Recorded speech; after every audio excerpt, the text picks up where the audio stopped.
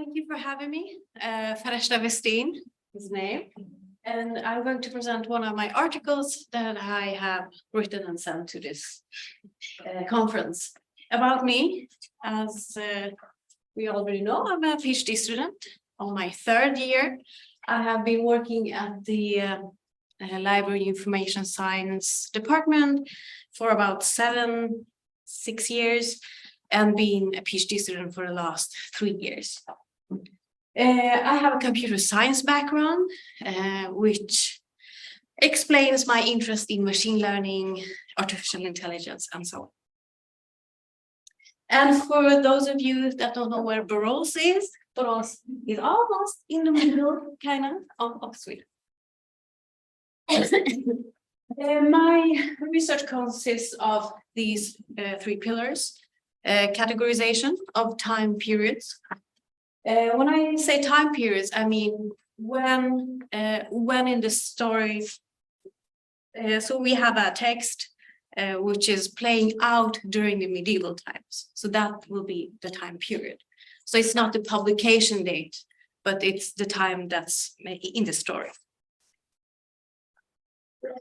Then we have machine learning, which consists of different processes and different steps. I will be focusing on feature engineering, and I will talk about feature engineering in a minute.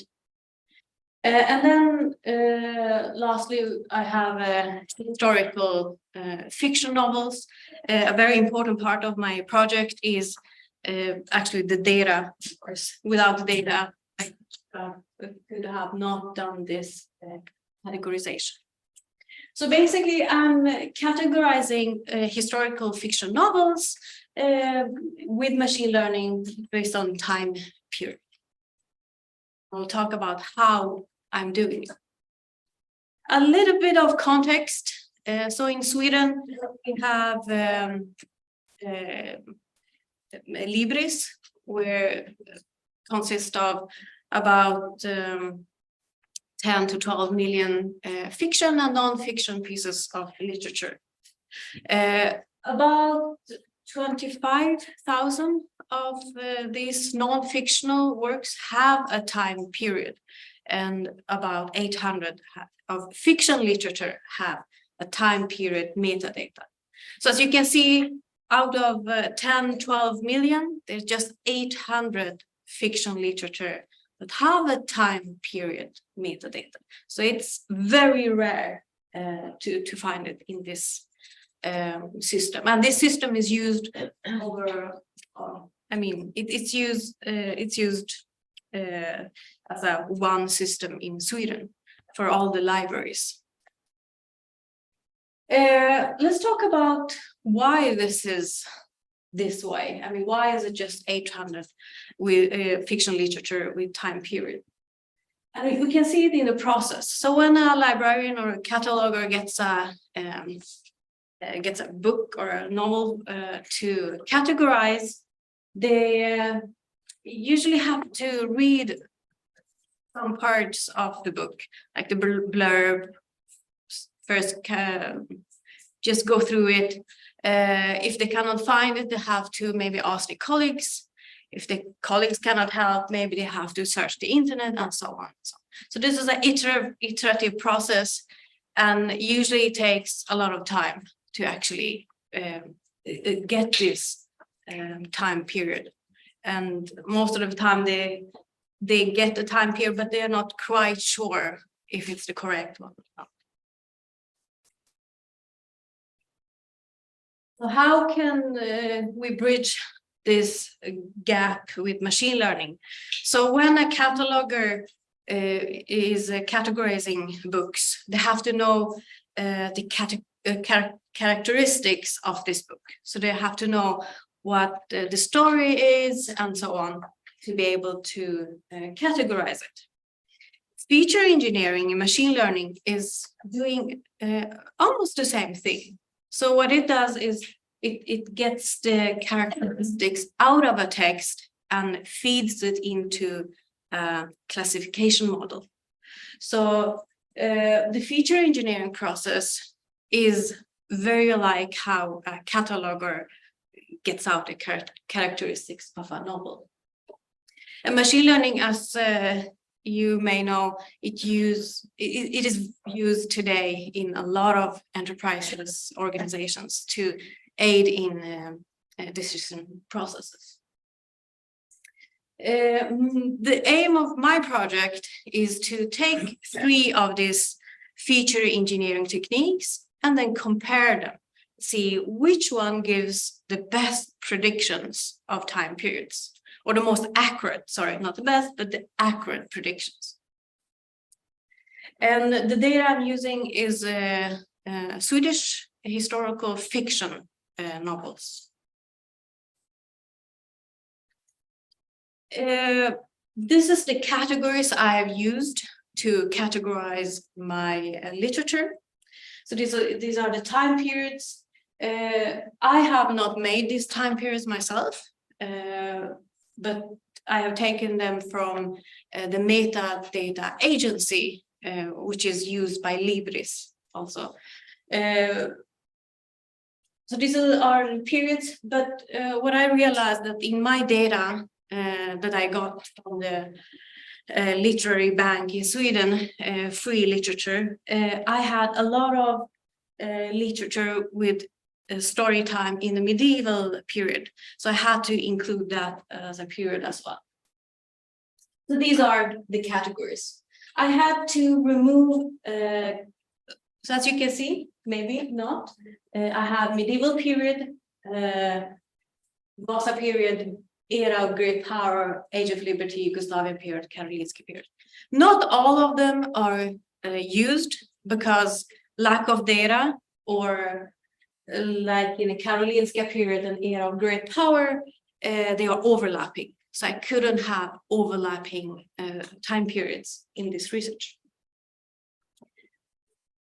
This is the process of how I first categorized every novel into one time period. I'm not going to go into detail, but I had my process of how to do it. And I did it because I needed the correct answers, because when the model produces the categorization, I have to something to compare with.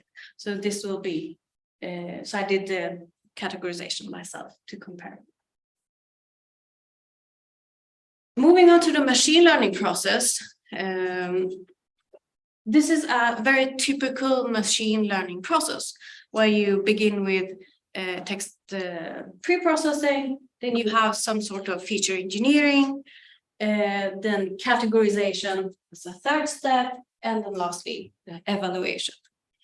And you can focus on different steps here. I could have focused on text pre-processing and so on, but in this research, it's the feature engineering, meaning how the characteristics of the text are produced and how they look like.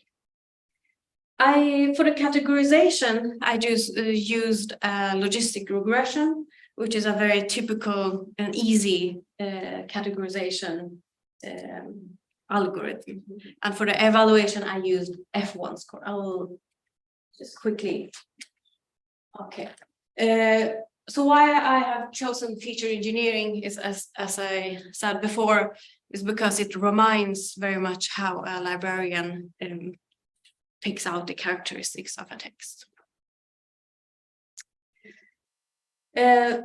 These 2 slides are basically the same, but I have just turned it around, and I have 3 flows here. It means I took a text, I put it into a feature engineering step to take out the characteristics, and then classification, and then these 4 classes, which is medieval period, era of great power, age of liberty, and Gustavian period. So it could only slot the text or categorize the text in one of these categories. I have used these 3 feature engineering techniques. The first one is LDA, which is a topic modeling algorithm. And what it does, it it takes out the themes from the texts. So it categorize or the characteristics will be based on themes. The second one is the TF-IDF, and it's much more simple than LDA. TF-IDF just counts the words and measures the importance of the words in a document. The last one is the most modern one, most complex one, which is word embedding with sentence SBERT. And it's very complex. It looks at the semantics of the words. So the first one looks at themes. The second one just counts the words. The third one looks at the semantics of the word. So they are looking at the text from different views. That's why I chose 3 feature engineering techniques to categorize. Evaluation is done with the F1 score, precision and recall. I think that's I don't need to go into detail how it works. I think everyone sorry. I'm just going to move this one so we can see the text. So this is my result. So this is the result for the most elaborate algorithm that I used. And as you can see, the bars here, so where I have the arrows is the F1 score. So the lower the F1 score is, the worst is the result. So here we can see 0.5, which is not that good for medieval period. So as you can see, it gave very poor results for all 4 categories. Next one, LDA. It was a bit better, but it had a varied results. As you can see, medieval period, very good. Then era of Great Power, a little less, and then Age of Liberty a bit more, and Gustavian period a little less. So it was good, but the results varied across the time periods. The most simple algorithm, which was basically counting, gave the best results. And it was a little bit surprising, but thinking about it, it wasn't. And I'll talk a little bit more why. How am I on time? Okay, good. So this one, the simplest model, did best across all of the categories. And we can see here a comparison between all the 3 algorithms. As you can see, word embedding, very poor results. TF-IDF, where we counted the words, very good results. And then based on themes, varied results. And one of the reasons why word embedding, which was the most difficult algorithm, did worst, was because I used old texts. Old texts, that I mean words that are not used in the Swedish language anymore. So maybe because these models were trained on modern Swedish, it couldn't see, it couldn't understand the old Swedish word. So that could be one explanation why it did worse. The second one is that the texts were too long, maybe, and they were OCR, and some texts were maybe, so for word embedding to work, there have to be a dot at the end of the sentence. Maybe the dots were omitted or something from the text, and maybe that's another reason. And that actually explains why TF-IDF did better, because it just counted the occurrences of words, and it doesn't care about semantics or the themes and like that. So TF-IDF here did actually very good.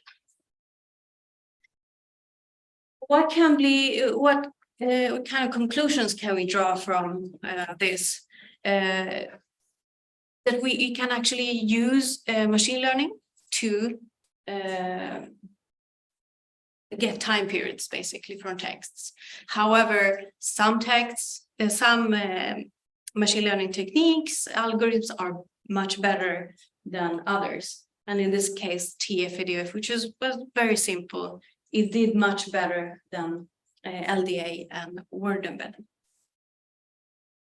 So this could be used to aid catalogers, libraries, to give them some hints on what kind of time period we are talking about. One of the frequent comments I usually get is, what happens if there is more than one time period? Well, we will come to that. That will be my next paper. So in this paper, it was very experimental. It took me a very long time to actually just find the texts, clean the text, and all these kind of steps took me a very long time. And I was very surprised over the results I even got. So next step is, how can we produce several time periods for a text? More experiments should be done on different kinds of texts. I used fictional texts. Usually, this kind of time categorization is done on the news articles. So I have done it on fictional literature, but we can just do it on blurbs or research papers and this kind of other kind of texts. I have used logistic regression as my classifier, but there's a bunch of other algorithms that can be used to get other results or better results. And I think that was it. Thank you for listening.